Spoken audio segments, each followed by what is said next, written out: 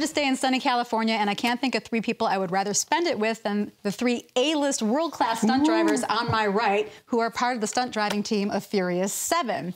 I want to introduce Debbie Evans, Steve Kelso, and Henry Kingi Sr. Debbie, competitive motorcyclist since the age of 6, professional driver, winner of numerous stunt Taurus Awards. Mr. Kelso, also Taurus Award winner, pro racer, motocross pro, multi-SAG Award nominee. And Henry Kingi, Taurus Award winner, career badass, and original member and founder of the Black Stuntmen's Association. Thank you guys so much for sitting down. Our pleasure. We're going to talk about Furious 7 because this right now is the most popular stunt action driving film in the history of any franchise in this industry. And it's really, really hot right now. Each one of you has 35 to 40 years of experience working in this industry. That blows my mind, especially considering how much the industry's changed. What is different about working on the Fast and Furious franchise from any other that you might have worked with in the past? Well, I've worked on 1, 2, 3, 6, and 7, and hopefully 8 and 9. So there is an 8 and 9. Yeah, we think yes, it's quite possible. Awesome. But the Fast and Furious is basically a family, and these guys I consider as my family, and we've been chasing each other around for years. And there's something special about working on a project that's got that much synergy, and I think we all feel it. And you know, it would be nice though if people could recognize that the cars are the important part, right? One of the major parts of the movie, and give us the credit we deserve for it. Of course. Well, and I would like to talk about that a little bit as well, the accreditation that you guys deserve in this industry.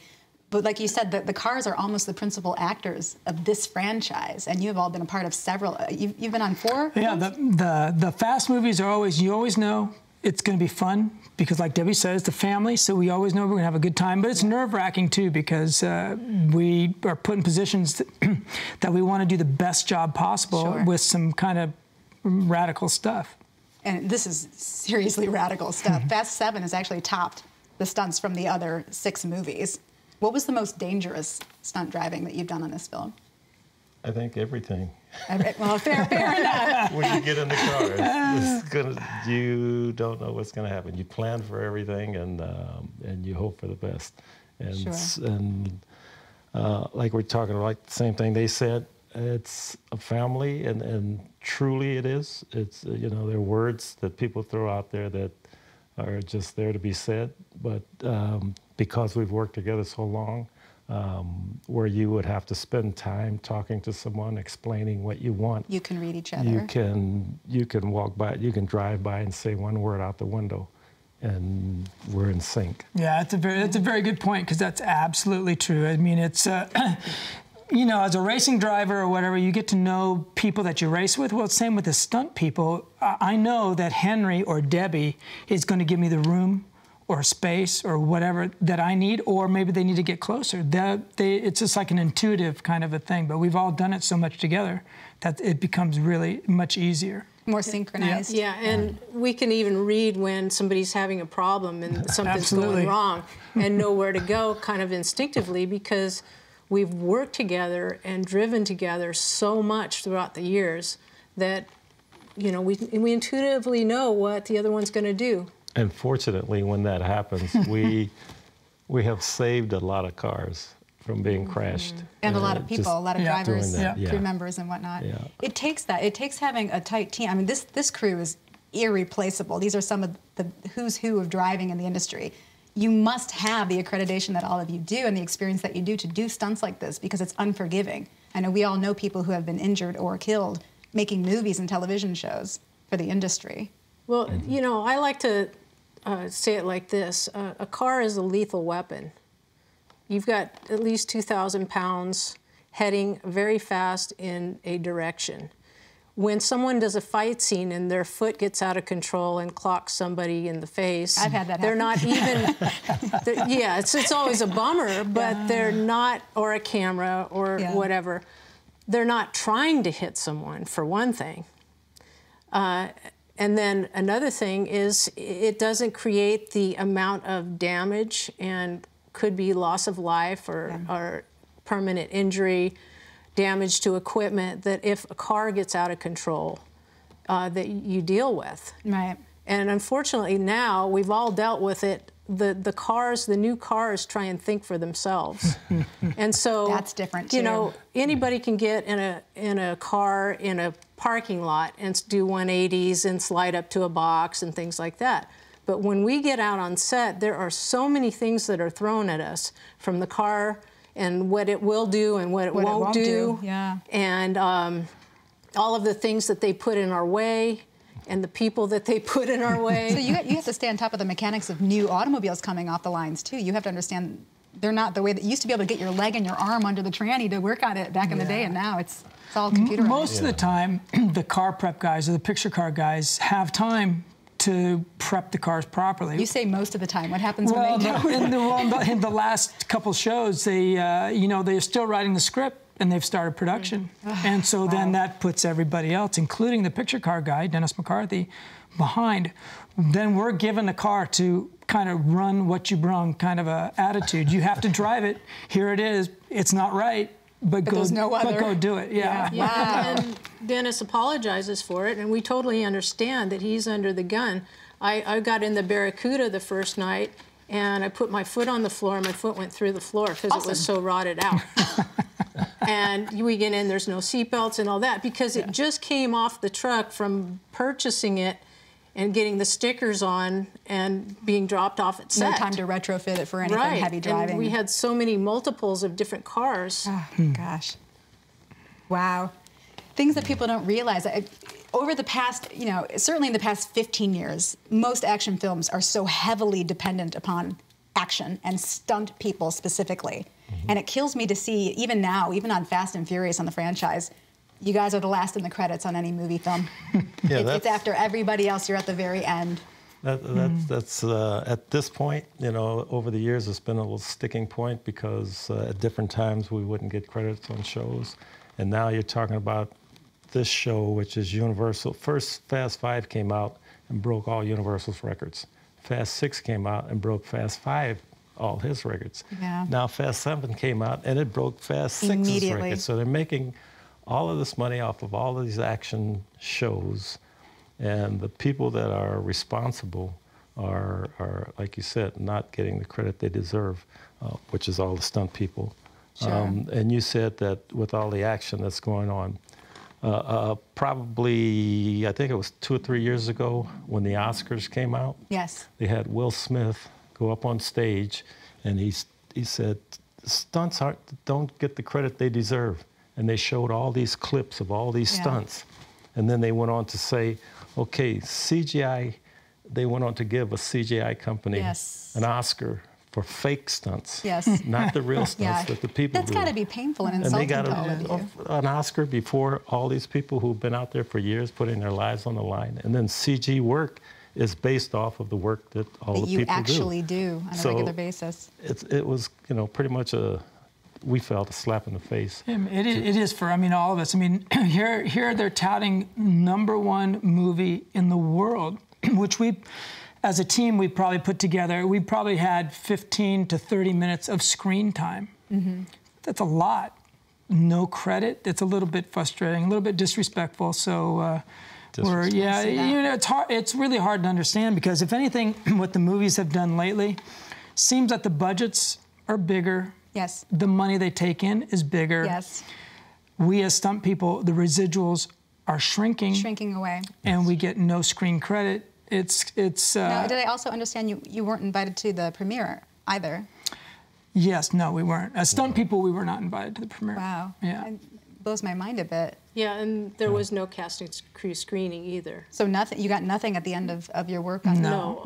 Our boss Spiro Rosados put on a very nice thing for us, you know, and if that hadn't happened, nothing would have happened. Yeah, he paid out of his own pocket and bought tickets for all of the second unit and to dinner. go That to was awesome. lunch and then go to the movie. Like you said, you're a family. You're in the trenches. You're risking life and limb to make these movies happen. It's mind-boggling to me as a fan of action films to hear that you're not given the attention or the accreditation, the pat on the back that you deserve. I would feel insulted. I feel insulted for you. And this team, you know, with Spiro at the head and Andy you know, being the technical, getting all of the logistics together and putting it all together is just amazing. You know, like Henry said, as 5, 6, and 7, they've just exponentially gone, whoa, over the top. How are we going to top this? And it always falls on your laps. And when we were on set, they didn't want to give us anything. You know, it took an act of God what you needed to do your stunt? Well, a robot or, you know, the things that we needed to get our job done. Wow. Yeah, you know, it's a lot of little things. And we love Universal Studios. We love the business we do. We are at the top of our profession, and we're getting no credibility for that, whether it's the hotel they put us in, the screen credit we get, the residuals that are shrinking. I mean, it's, and it makes me not want to go to work anymore. And you're talking about a movie that they're saying is on track to make $1 billion. $1 billion from the work that you contributed to this film. A lot of money. No disrespect to the A-list actors who are phenomenal in this film, but somebody had likened it somewhere in the press that, you know, it's a really, really great, heavy action driving film with a little bit of dialogue in between. You know, I thought, oh wow, if you think about it that way. I think it's more than that. It's definitely more than that. It's more of a collaborative work, I believe. You know, we need them, they need us. Yes, yeah. And we just want to be recognized, and you know, we're still getting the same rate as someone who comes in on their first day. Brand new, working at the same daily rate. Which even after all these years, your rate doesn't rise exponentially with the amount of the quality or the experience that you have. It doesn't, you know, the ability to negotiate. The union rate stays. It goes up the cost of living, you know, index.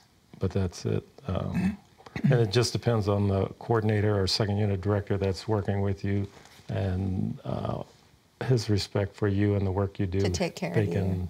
They can give you more on your adjustments. But their hands are tied somewhat too. Yeah, when it gets to a budget on a show. Got you. And then, you know, that we're talking about the credits. You have CGI. When I was talking about the CGI, you have 100 or 200 names for before CGI. Yours. I saw that. Yes. CGI people. Correct me if I'm wrong, but CGI is not dangerous. Takes a lot of work, but it's not dangerous. It might be carpal tunnel. Well, that's something. I'm sure there's insurance for that. I think with me, because I'm a huge fan of action films, and as I've become friends with you guys and I've heard your stories, my mind is boggled that you haven't gotten any of the attention and accreditation that you deserve. I believe that you deserve, having watched what people go through. Yeah. We're not talking about people who just started in stunts. You have a lifetime of discipline doing what you do for a living. Yeah, I wrote a letter to the Academy of Motion Picture Arts and Science when that incident happened with the CGI, when they got their first Oscar above stunt people. And sent a letter and stated the same thing, that I saw the show the night before, and Will Smith was talking about the stunts didn't get what they deserved, showed all these stunts, and you went on to give an Oscar to the CGI company. And I said, their stunt people have been out there for years and years and years, putting their lives, bodies, and everything on the line to create action movies for this industry, and there's no respect given because they're trying to get a Oscar for stunt coordinator or second unit director. Right. I got a letter back from the head guy, and he said they are not. They've had a few meetings, and they've presented it to the board, and they decided that. At this time, they're not going to give second unit directors any Oscars. And I had mentioned about coordinators. He never mentioned coordinators. He just fluffed over it and pushed it aside, not to give recognition. They just decided at this point it's not something that they can do. And then they said, and we don't have room. There are too many awards, and we don't have room.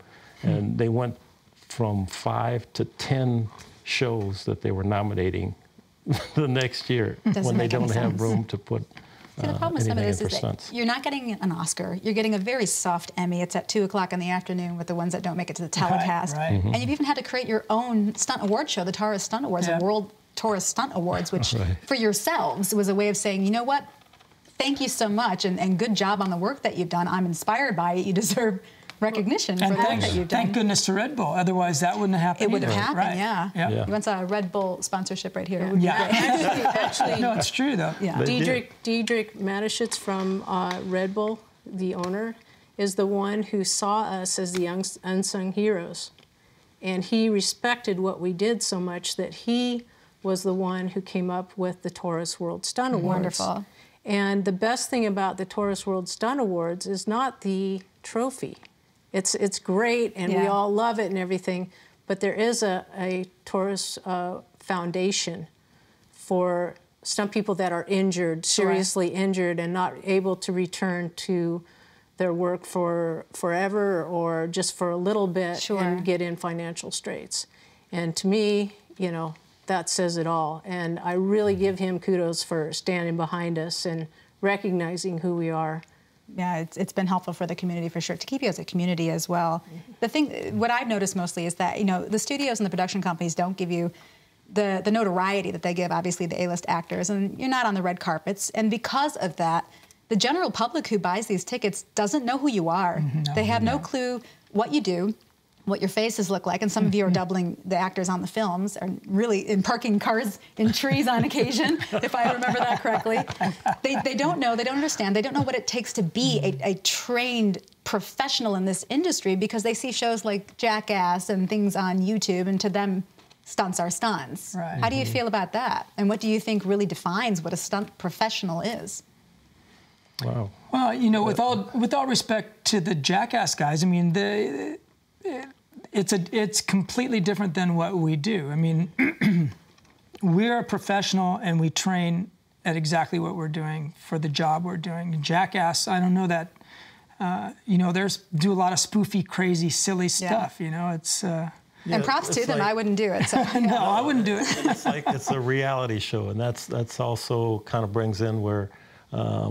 You have guys that are daredevils, and then you have stunt people. Daredevils go out and try to do something to kill themselves one time, and you get people that run up to you and say, "I want to be a stunt man. I'm crazy. I'm crazy, and it's so cool. I don't want to work with you." No, of course, it's a liability. You know, it's a profession, and you try to do things that are going to turn out and look as spectacular as you hope they will, and be able to go to work the next day, because it's a job. It's not a one-time shot to go out there and do something. Right. Well, it's not a one-time shot on the day either. When you get a stunt, you do it as many times as it takes until they have what they need. It's risky, but with us, it's a calculated risk.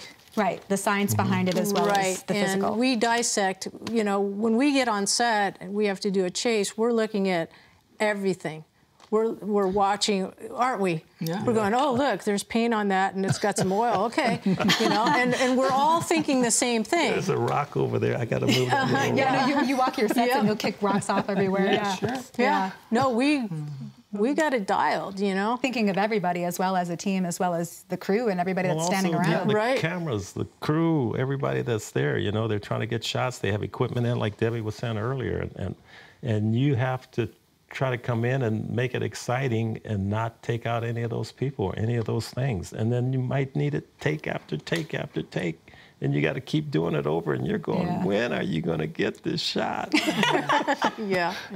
Sometimes they don't know how lucky they are. Right.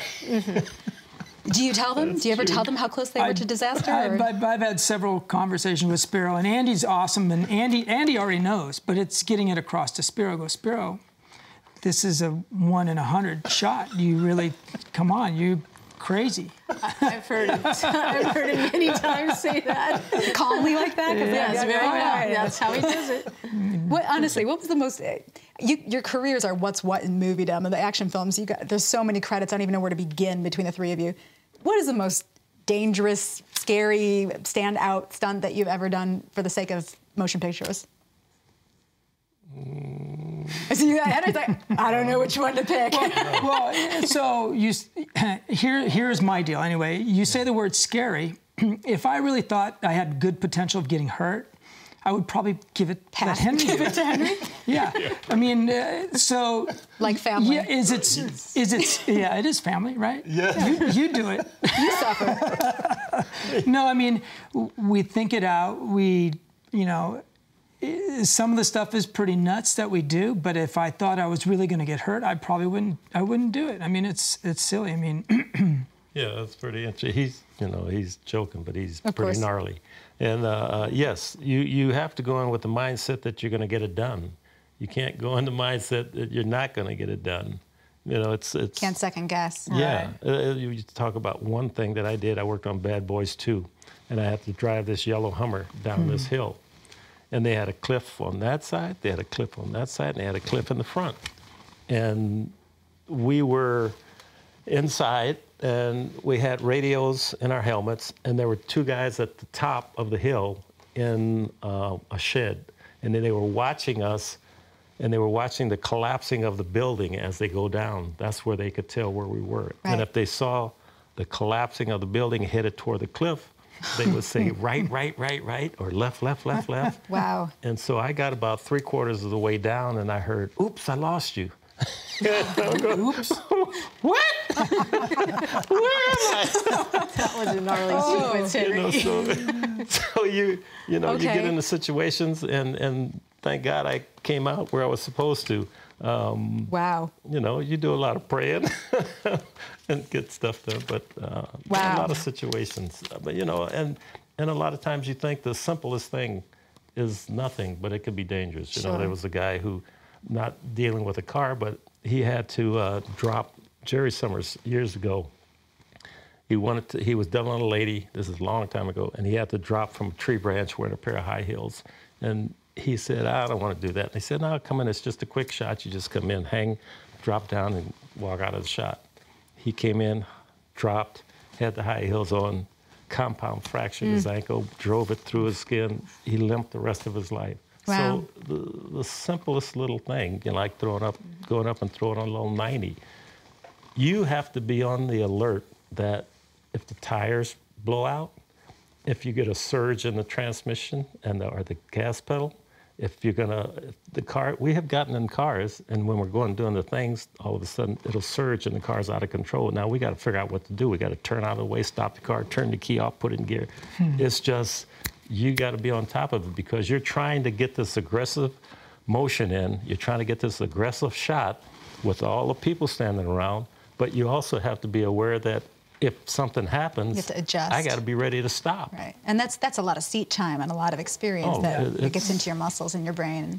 Yeah, one time I was working on the ring, and I had a Volvo station wagon, and I come out of a parking structure and turn right, and I'm headed toward an intersection with camera right here, and I'm about here getting ready to throw my slide, and my throttle stick's wide open. And Awesome. So I reached down, shut the engine off, and it was an older car, so it didn't lock on me, and I was able to make the turn coasting. I turned it back on, finished the shot, and had to go through a bunch of cars, and at the very end, the throttle stuck again, and there was a van coming this way, and I ticked mirrors.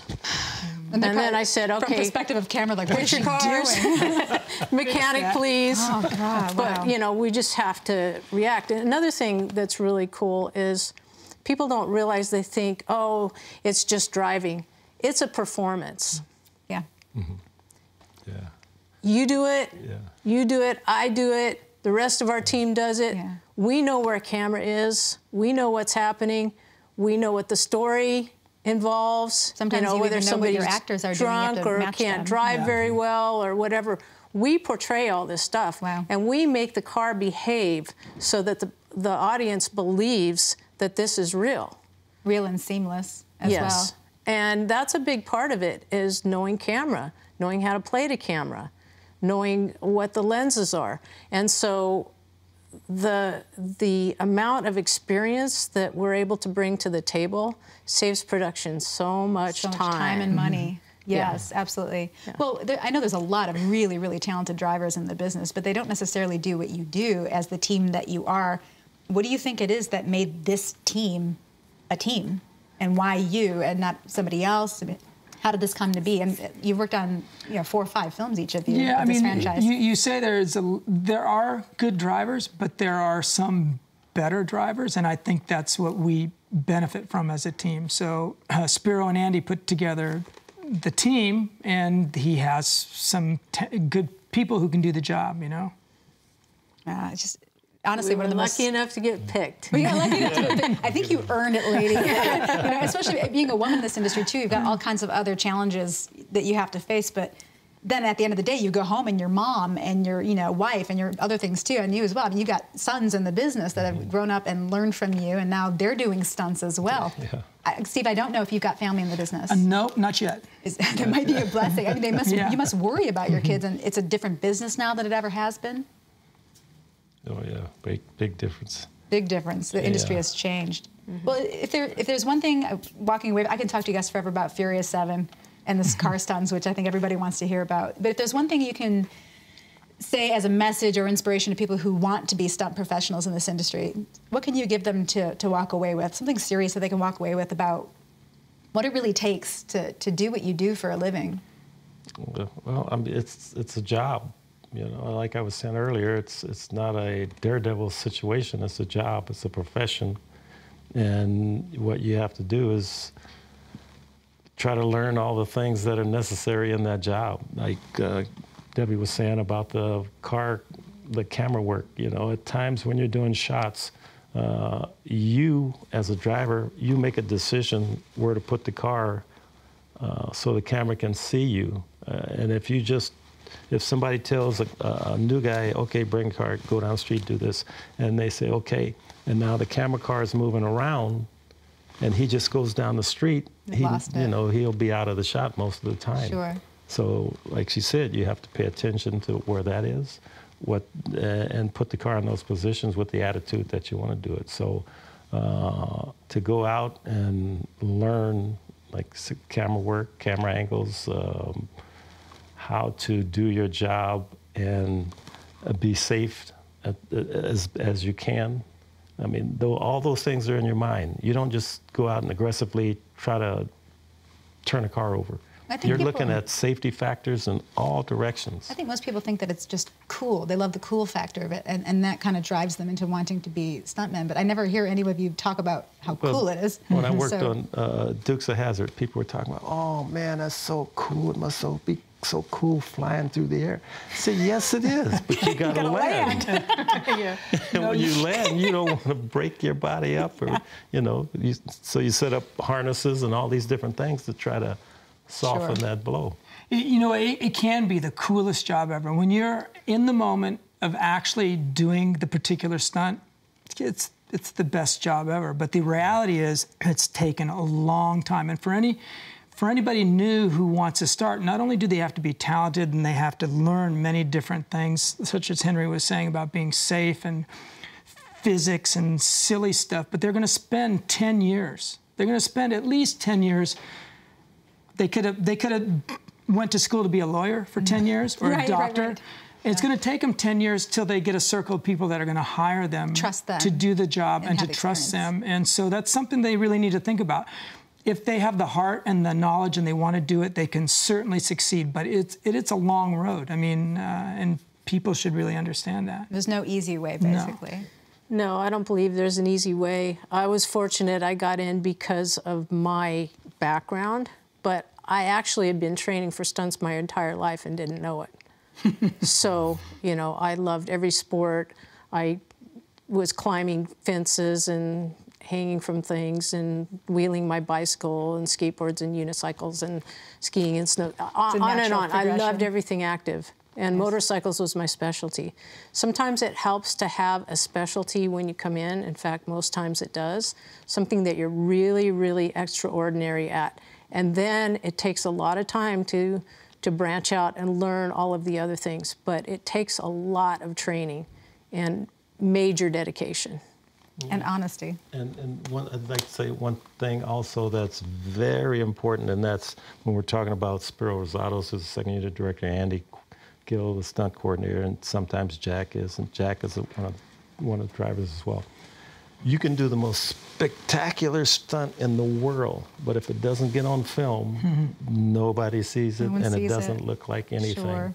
And that can happen too. With Spiro and Andy and the whole conversation and working together, it makes it possible to get all of that stuff on film, and that's where Spiro and Andy are their genius selves.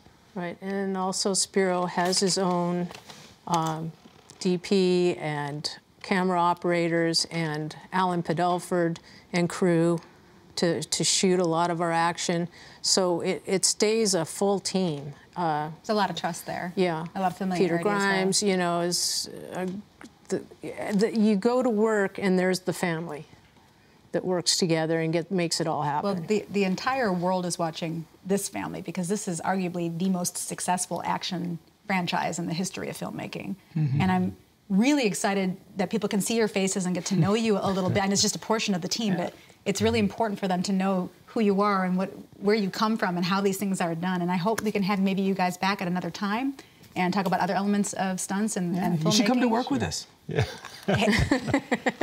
Why would I say no to that? We should take you for a ride. Did you say 4 or yeah, I'm in. No problem. Thank you guys so much for sitting down. Debbie Evans, Steve Kelso, Henry Kinsey Sr. Thank you so much for being here. I'm Lisa Katara, and there will be more to come, so keep tuning into all of this madness.